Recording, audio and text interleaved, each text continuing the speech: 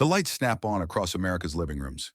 It's 11:35 and somewhere in a Yale Law School administrative office, a filing cabinet just burst into flames. Good evening, everyone. I'm your host, and tonight's story is so beautifully crafted by the comedy gods that I briefly considered retiring after this monologue because nothing will ever top it. You know how some nights we have to work hard for a joke, digging through policy papers and transcripts? Tonight's not one of those nights. Tonight, the joke delivered itself to our doorstep like an uninvited but welcome pizza. It rang the doorbell, walked in, sat on our couch and said, "Hey, want to hear something hilarious about J.D. Vance's Yale law degree?" And America collectively leaned forward. Yes, we do. To elect someone who has spent her entire life trying to give people the same chances America gave her.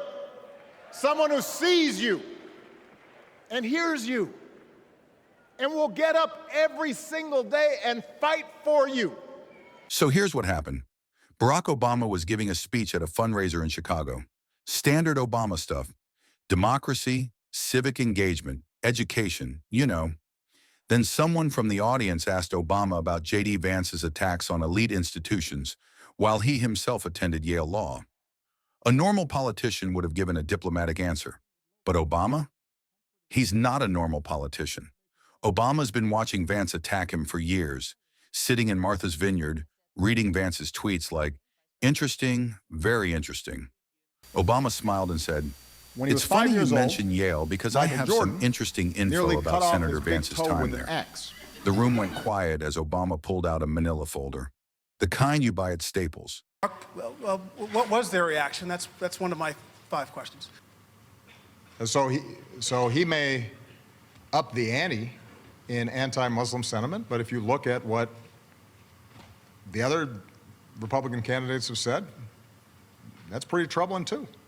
And I don't know if you understand, but the casualness of that folder only made it more devastating. Obama said, "When you spend 8 years as president, you make certain connections. Sometimes those connections send you certain things." He opened the folder. Certain things like academic records. I did hope, for the sake of our country, that Donald Trump might show some interest in taking the job seriously, that he might come to feel the weight of the office and discover some reverence for the democracy that had been placed in his care. The gas from the room could have powered a wind turbine. Obama continued, "These are the records of one James David Vance from his time at Yale Law." First, Obama says, "Let's talk about admission." He pulled out a paper. Vance was admitted through Yale's Geographic Diversity Initiative. Translation, he got in because of where he's from, not his academic credentials. Vance benefited from affirmative action for Appalachians. The room exploded. Vance spent years attacking affirmative action, but here he was, a beneficiary of it. The irony was so thick, you could use it as insulation. But Obama wasn't done. Oh no, Obama had more. He flipped to another page. Vance graduated with a 2.87 GPA from Yale Law, and let's just say that's not a GPA to write home about. At Yale, 2.87 is the kind of GPA that makes you wonder how you didn't get kicked out.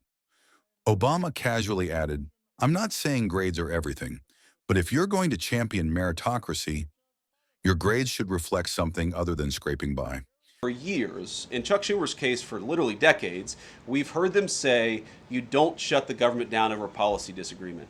Okay, Republicans think this thing about healthcare, that thing about healthcare. Democrats think this thing about immigration, Republicans disagree. Whatever those disagreements are, you don't shut down the government over. Then Obama pulled out attendance records.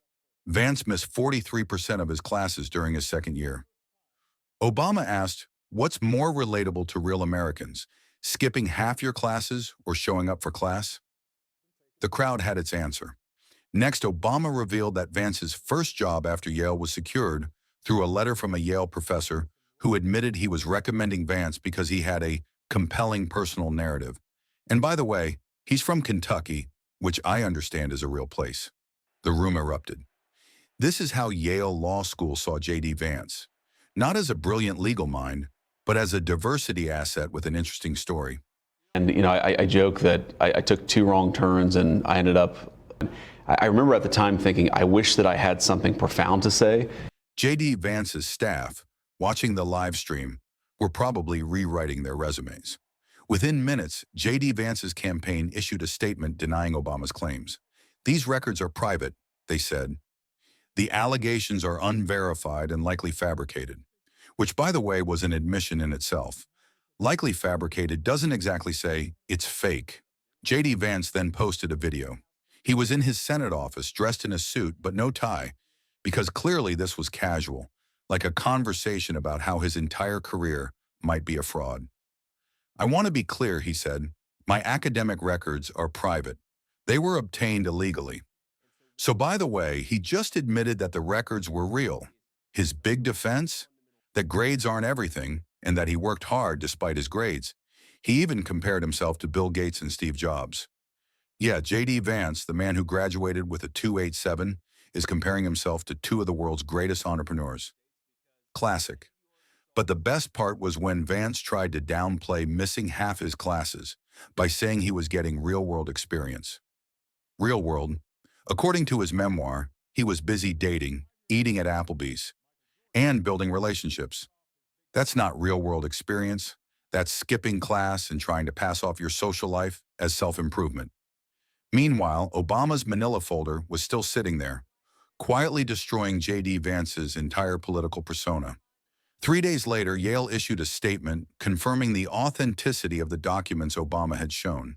It was subtle, but it was clear. The documents appear consistent with official records. That was basically Yale saying, yeah, those are real. J.D. Vance was done, but J.D. Vance wasn't done. He went on a posting spree, 47 posts in 2 days, each angrier and more delusional than the last. His final act? A late-night video in which he wore a Yale Law t-shirt and cried on camera while trying to defend his entire political career. It was the most uncomfortable thing you'll ever watch, and that's saying something. By the end of the week, the phrase, "your degree is fake," was everywhere. It was on t-shirts, memes, billboards, even cookies shaped like diplomas. J.D. Vance's approval rating dropped, and his political allies started to distance themselves. Fast forward to J.D. Vance's attempt at a reset. He gave a speech at the Supreme Court, but it was a disaster. Protesters showed up with signs that read, 2.87 and show us your transcript. Every time Vance mentioned standards or qualifications, the crowd burst out laughing. He had become a national joke. And so, what started with a simple manila folder ended with J.D. Vance's political career imploding. He wanted to be the voice of the working class, but instead, he became the poster child for failing upward, benefiting from the systems you later attack. Your degree is fake. That was the message America took away. And that's the beautiful justice of it all. J.D. Vance's entire political identity